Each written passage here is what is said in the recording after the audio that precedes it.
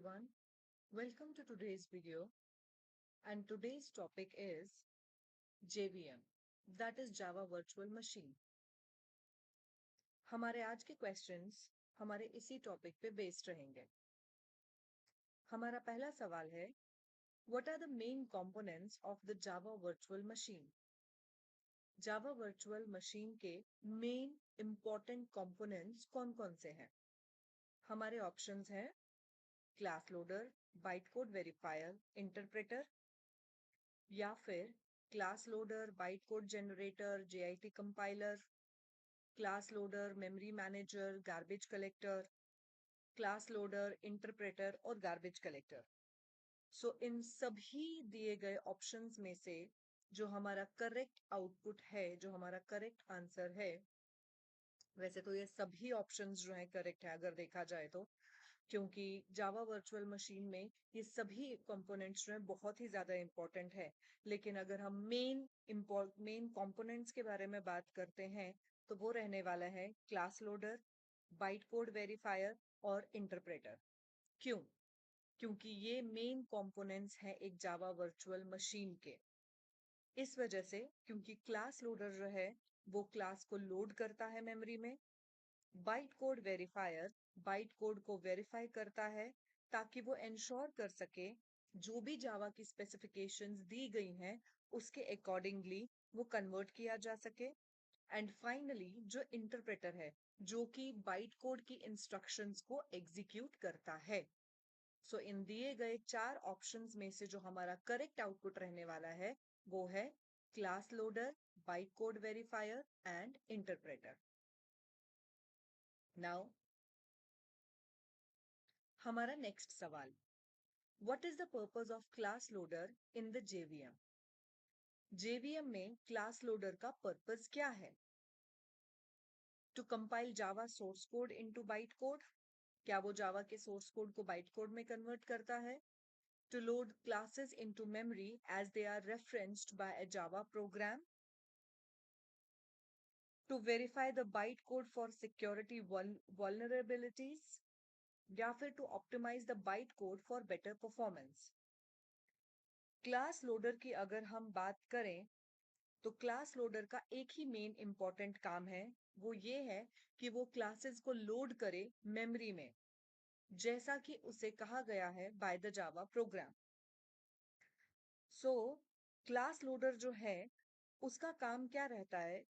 उसका काम ये रहता है कि वो रेस्पॉन्सिबल है जावा की क्लासेस को मेमोरी में लोड करने के लिए जैसा कि उसे जावा प्रोग्राम में रेफरेंस किया गया है. ये लोकेट करता है और उन क्लास फाइल्स को लोड करता है मेमोरी में फाइल सिस्टम से या फिर कोई अदर रिसोर्सेज भी अगर हमारे पास होंगे उनसे भी, और उसके बाद उन क्लास फाइल्स को मेमोरी प्रोवाइड करता है. तो क्लास लोडर का काम बाइट कोड में कन्वर्जन का भी नहीं है, बाइट कोड को वेरिफिकेशन का भी नहीं है, ना ही बाइट कोड को ऑप्टिमाइज करने का है. बाइट कोड का क्लास लोडर का एक ही काम है, सॉरी, कि वो क्या कर सके, क्लासेस को मेमोरी में लोड कर सके. Is that clear? So given options में से हमारे पास जो सही ऑप्शन है दैट इज ऑप्शन नंबर 2. अब बात करते हैं हमारे तीसरे सवाल का, What is the function of bytecode verifier in the JVM? JVM में bytecode verifier का क्या फंक्शन है? चलिए देखते हैं. It converts bytecode into machine code for execution. It checks the syntax of Java source code.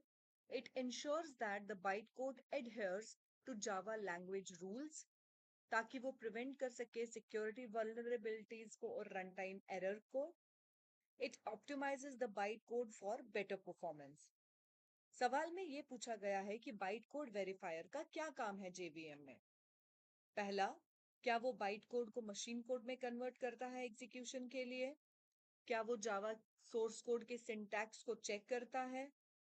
क्या वो इंश्योर करता है कि जावा का जो बाइट कोड है क्या वो उसके रूल्स को एडहेयर कर रहा है, मान रहा है, ताकि जो भी सिक्योरिटी के रिलेटेड जो कॉन्सेप्ट है या रन टाइम एरर के रिलेटेड जो कॉन्सेप्ट्स हैं उनका ध्यान रखा जाए? या फिर ये बाइट कोड को ऑप्टिमाइज करता है ताकि बेटर परफॉर्मेंस दी जा सके।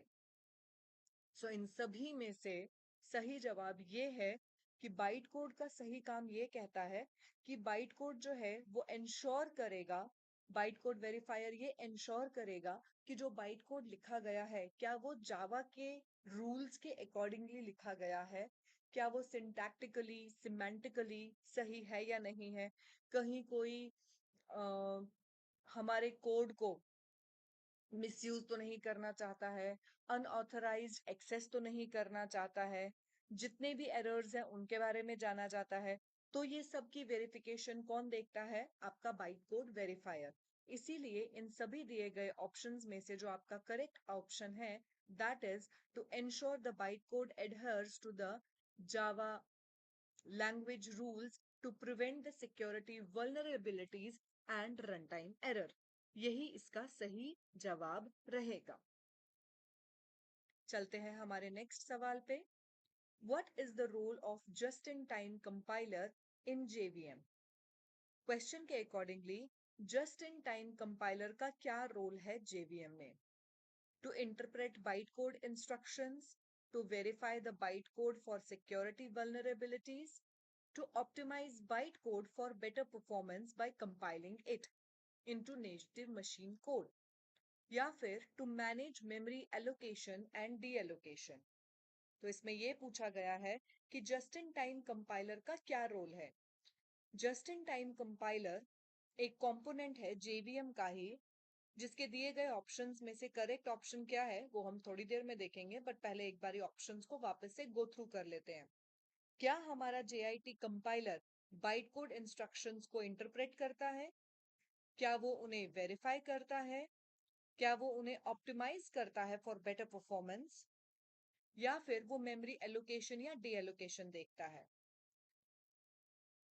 बाइट कोड को इंटरप्रेट करने के लिए हमारे पास इंटरप्रेटर तो है ही है, बाइट कोड को वेरीफाई करने के लिए बाइट कोड वेरीफायर है, मेमोरी को एलोकेट डी एलोकेट करने के लिए गार्बेज कलेक्टर भी है।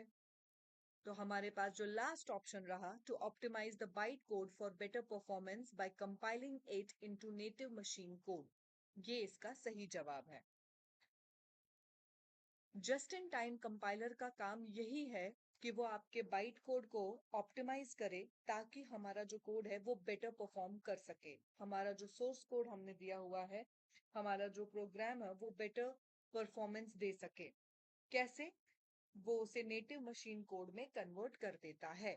सो हमारे दिए गए चारों ऑप्शंस में से हमारा करेक्ट ऑप्शन जो है वो यही है, to optimize bytecode for better performance by compiling it into native machine code.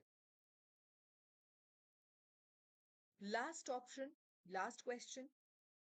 What happens during the garbage collection process in the JVM? सवाल ये पूछा गया है कि गार्बेज कलेक्शन प्रोसेस के दौरान जेवीएम में जब ये प्रोसेस होता है गार्बेज कलेक्शन का तब क्या होता है? तो आंसर देखते हैं। क्या unused objects are removed from the memory to free up space?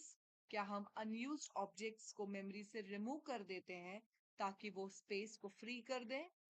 जावा का source code is compiled into byte code. क्या गार्बेज कलेक्शन के दौरान जावा का सोर्स कोड जो है उसे बाइट कोड में कन्वर्ट किया जाता है? Byte code is interpreted and executed.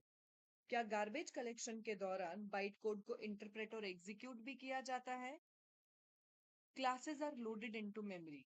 क्या गार्बेज कलेक्शन के दौरान क्लासेस को मेमोरी में लोड किया जाता है?